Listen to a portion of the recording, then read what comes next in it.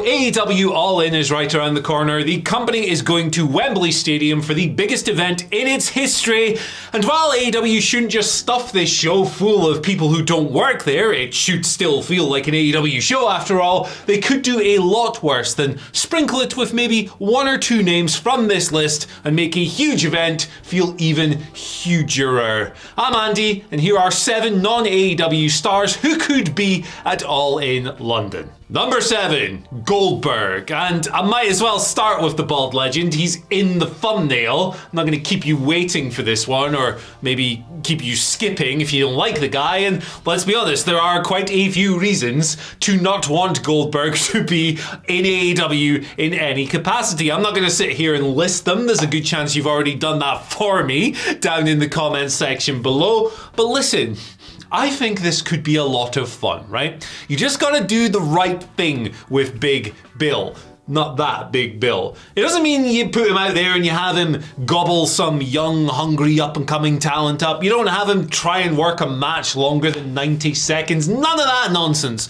What you do is you have Bill Goldberg eat Chris Jericho alive. This comes straight from the brain of our very own Michael Hamflett, who has devised the fantasy booking, but it's real simple. There's nobody better placed to just eat the dirt by Bill, who only has to do a spear and a jackhammer, nothing more, get the win, leave. The fans can have their fun singing Judas when Jericho comes out, and then they can have even more fun watching the super villain painmakery old guy just getting wiped out by an even older guy. I think that'd be great. I love Goldberg, and besides, this card really needs some greater representation from the bald community. So if Tony Khan doesn't sort that out, I'll probably write a moderately strongly worded tweet and then delete it before hitting send. But yes, book Goldberg, it'd be good. Number 6, Hiroshi Tanahashi.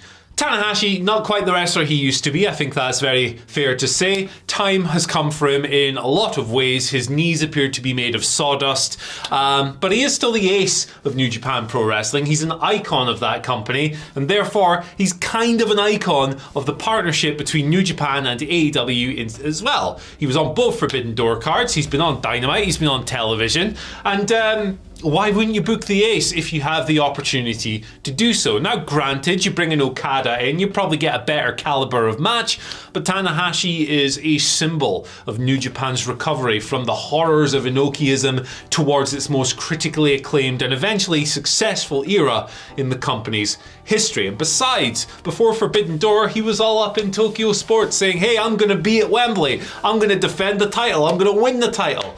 Well, he obviously ended up not winning the title when he wrestled MJF at Forbidden Door, but look, if Tana promises it, I'm willing to bet that he's going to be there. What are you going to have him do on the card? Tag team showcase, singles match, whatever. I don't think there are any real bad options. Just get him on there if you can. Number 5, Davey Boy Smith Jr. This is the most romantic pick on the entire list because of course it is. He is the son of the legendary British Bulldog, who of course wrestled Bret Hart at Wembley Stadium in 1992, the biggest UK wrestling show of all time. He headlined it. Unless All In surpasses it somehow in ticket sales, we'll see what happens. But regardless, it would just be a lovely piece of symbolism. And besides, you don't necessarily have to have a showcase Davey Boy Smith Jr. singles match. I'm not saying you shouldn't, but you don't need to have it. You could just go, hey, he's here. He's in the front row. This is cool. This is nice. This is symbolism. This is symmetry. It would be just a lovely thing to do. And he's fresh off the back of perhaps the weirdest WWE run of all time, where he re-signed with the company, didn't feature on TV, and then got released again a few months later. So he probably deserves a break. Shoutouts to Davey Jr., Boy, Smith, Harry. Number 4, Sabre Jr. Okay, getting on to some actual British people who don't work for AEW now. Zack, obviously well established in the AEW cinematic universe already. He's been on the first Forbidden Door, showed up there. He's been on Ring of Honor pretty heavily. He's a well-known face in AEW already, and that's the kind of person you should be looking to bring over for this show if you're going to use outsiders, people who work for other companies, people who are contracted elsewhere. Also, he's one of the people most responsible for the kind of climb out of the dark days of British indie wrestling to that boom period, which obviously ended a good few years ago when other companies signed everyone pretty much, and it's still kind of recovering. But regardless, Zack is a symbol of the entire scene. He's a well-known face in AEW. He's one of the best technical wrestlers of all time. If there's a way to use him, you should definitely do that. And I think he is an exception to the rule of not just grabbing millions of British outside faces for this show. He's right at the top of the pile, man. It's Zack. Come on. Number 3, Kota Ibushi. Ibushi just debuted for AEW at Blood and Guts, and if Kenny Omega's word is anything to go by, and it usually is, this won't be the last we see of the Golden Star in the company. Now, is he going to sign there?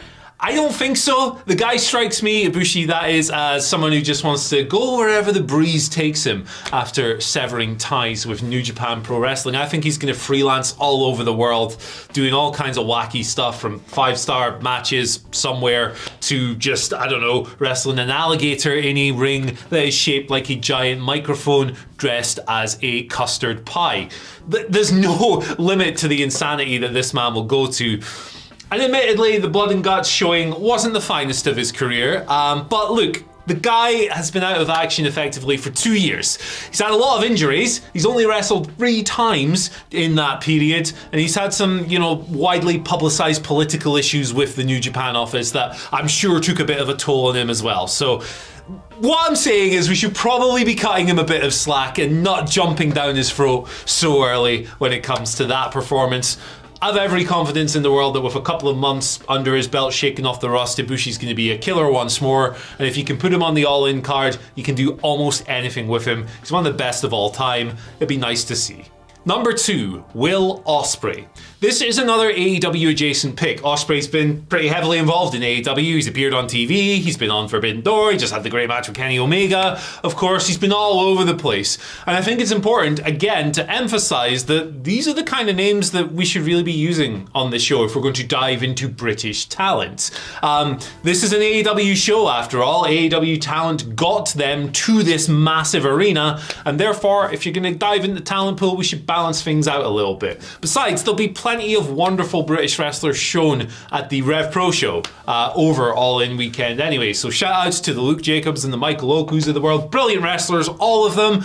But this is an AEW show and it should primarily be that. So if you're going to use someone from somewhere else, here's a familiar face, Big Will Ospreay. One of the best wrestlers in the world, one of the best wrestlers of all time. What AEW shouldn't do here, in my opinion, is book the third Omega match, right, of this ongoing trilogy that they've established. Obviously, they had a match before, but let's pretend they've only had 2. That should be saved for Wrestle Kingdom or a bigger New Japan event. It's a New Japan story, and if it's going to be wrapped up, it should be wrapped up on one of their shows. But look, you're not going to turn your nose up at a guy like Will Ospreay wrestling on your show, and I'm sure he himself will be very keen to make it happen. And at number 1, Mercedes Moné. I'm sure a lot of people probably expected Mercedes to show up in AEW, months ago. There were pretty heavy rumors of it happening in February, shortly after she severed her ties with WWE formally. And then, of course, we were in Boston just recently, and people were thinking, hey, that's her hometown. She didn't show up, she wasn't there, but there was never really any indication that she would. Now, it's important to note that at the time of recording, Mercedes is reportedly still walking around wearing a cast or crutching around or whatever you do. She was injured while wrestling Willow Nightingale earlier in the year, the New Japan Strong Women's Championship match, of course, on American soil. But I think it's only a matter of time before she ends up appearing in AEW. Who knows, she might even be All Elite by the time this show actually happens, in which case she's a pretty pointless person to have on this list. But the list of potential opponents for her in AEW is just so strong. Lots of fresh, interesting matches from traditionally the best wrestlers in the company. Your Tony Storms, your Jamie Hayters, your Hikaru Shidas, your Chris Statlanders. Big characters as well, like Britt Baker. You could do a Thunder Rosa match that would kick ass. You could do Willow again. It would be sensational. There is no shortage of just great choices for the former Sasha Banks in this company and on this show. And if they can make it happen, they should make it happen. You know what you should make happen? Check it out, this video here. You're going to love it. I've been Andy. I'll see you later.